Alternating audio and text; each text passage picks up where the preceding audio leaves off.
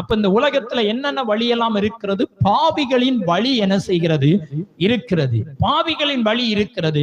ஆண்டவர் பாவத்தை வெறுக்கிறார், ஆனால் பாவியை என்ன பண்றாரு?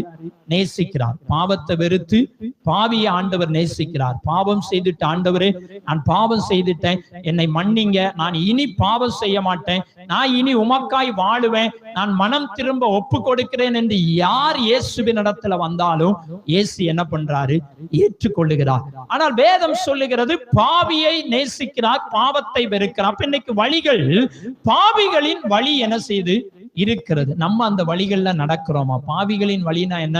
பாவத்துக்கு நேராய் கடந்து போகிறவங்க, தவறான வழிகள்ல போகிறவங்க, மற்றவங்களை குறித்து பேசுறவங்க. 4 பேர் கூடியிருந்தா என்ன பண்ணுவாங்க? மற்றவங்களை குறித்து தான் பேசுவாங்க. அந்த வீட்டுக்கு அதை, இந்த வீட்டுக்கு அதைன்னு என்ன செய்வாங்க? பேசுவாங்க. இன்னைக்கு நம்முடைய வழி எங்க இருக்கிறது? பாவிகளின் வழியில நம்ம போறோமா?